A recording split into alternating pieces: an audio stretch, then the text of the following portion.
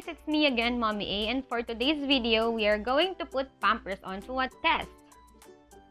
So since Pampers has given us a PR package, which is the demo kit ng bago nilang launch na Pampers, yung overnight pants, we are going to test kung paano yung absorption dryness test niya and the leakage test. Ito nga pala yung guide, included siya sa demo kit na pinadala nila, yung guide paano natin ipapakita sa inyo yung pagiging absorption ng Pampers and yung leakage test niya. Ito yung brand X and this is the Pampers Overnight Pants. So, babasahin muna natin yung pinadala nila sa ating letter. Art Adi Vlogs.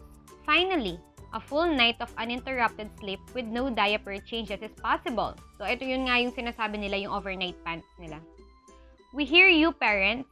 Pampers knows that uninterrupted sleep is crucial for baby's healthy and development. Crucial for baby's healthy development. And results in well-restored babies and parents too.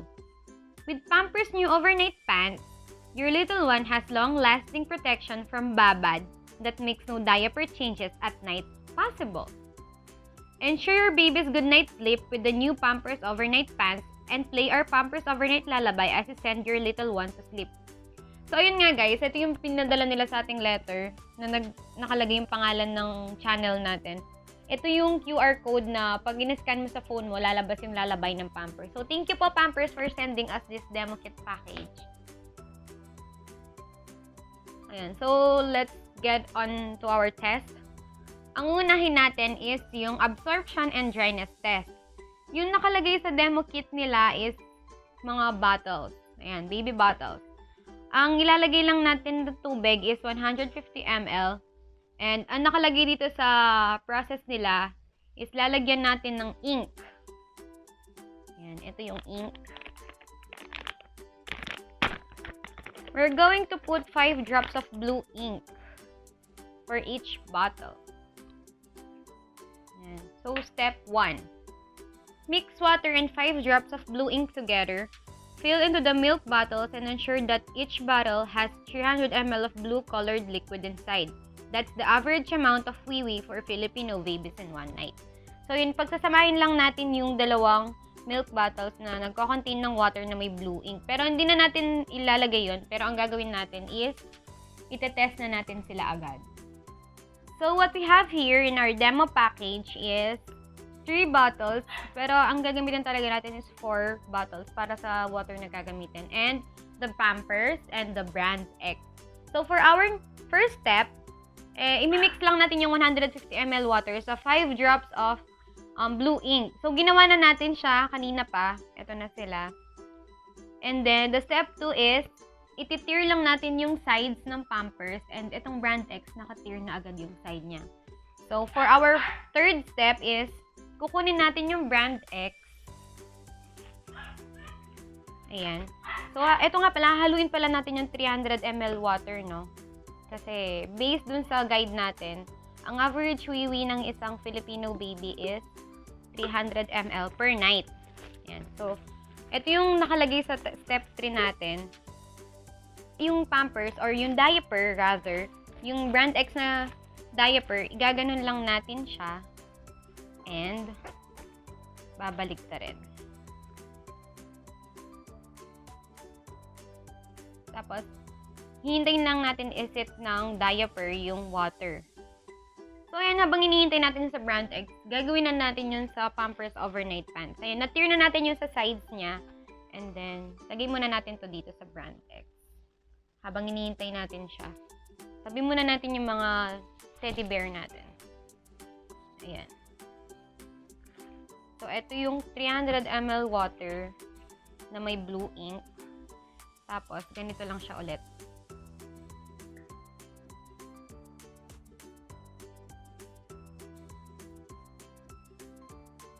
So, kung nakikita natin, no, ang bagal kunin ni brand X yung water. Compared dito kay Pampers, sa dami ng bubbles. So, makikita naman natin na ina-absorb niya agad-agad talaga yung wee-wee.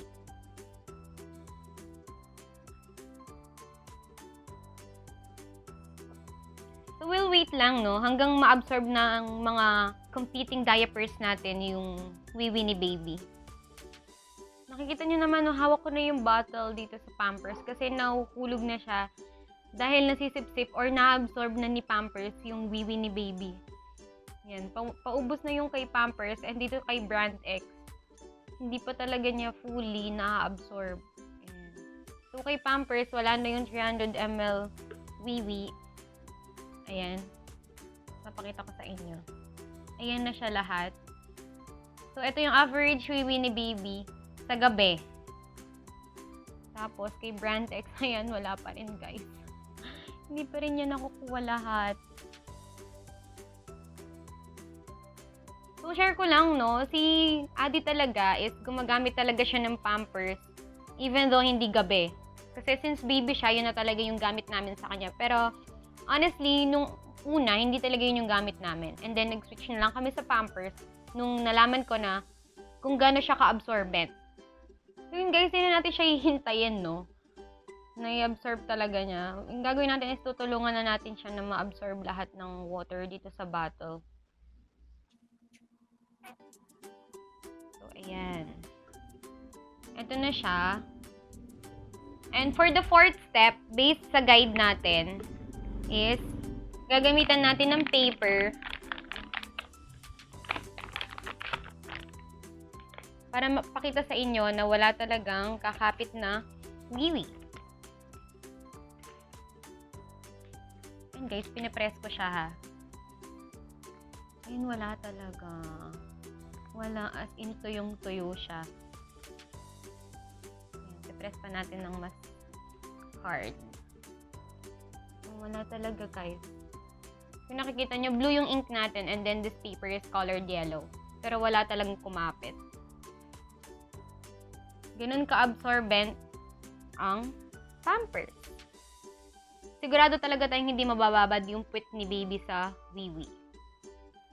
So, yun guys, ito-test din natin yung Brand X. Ayan, nakikita nyo, parehas lang sila ni Pampers na nalagyan ng 300 ml na water. Ayan. Oh my gosh. Pinipress ko pa lang siya, guys. Basa na agad. Lumilitaw talaga yung fluid. As in, pag prines mo siya, parang umaangat yung water na nandun sa diaper. Ayan, nakikita nyo naman na basa yung paper. Ayan, kahit sa kabila. Ayan, guys. Halata talaga na basa yung paper natin. So, yun. Na-prove naman natin na absorbent talaga yung diaper ni Pampers and no leakage talaga. So, since si Pampers hindi siya nagbigay ng teddy bear para gamitin namin, unlike sa ibang reviews, gagawin pa rin namin siya. So, ito si Brand X. Try natin yung teddy bear. I-press natin. Meron talaga.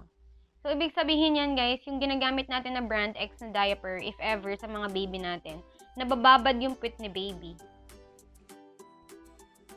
So, yung tatry naman natin yung sa Pampers Overnight Pants. Ayan. Kung nakikita nyo, guys, with force talaga na pinipress ko na yung teddy bear natin. Pero, syempre, wala pa rin kakapit.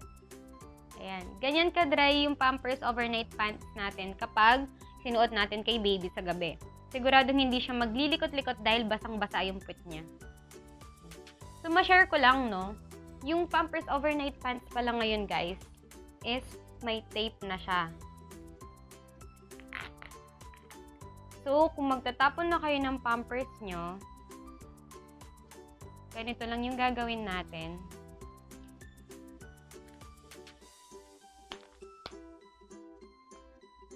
And then, iti-tape natin siya para mas madali siyang itapon and hindi siya nagbubuka-buka pag nasa basurahan na. So, that's the Pampers absorption and dryness test.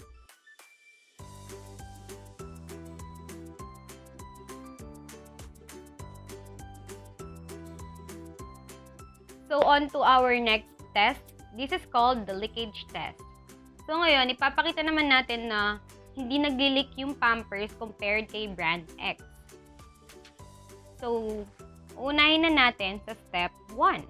Ayan, na-mix ko na rin pala ulit yung water tsaka yung blue ink natin. So, ang gagawin lang natin is, ipupour yung 300 ml of wiwi kay brand X. Kakalat-kalat natin. Hintay lang natin yung 60 seconds bago natin i-test. So, magsusot nga pala ako ng gloves para in case na may mag-leak, hindi tayo mabasa. And may blue ink kasi siya. So, baka mag-leave ng mark sa mga hands natin.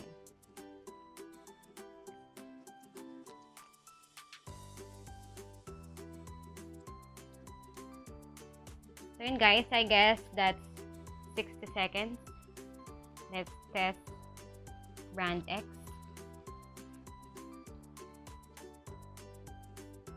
Ayun. So, nakita naman natin na may wiwi pa rin siya.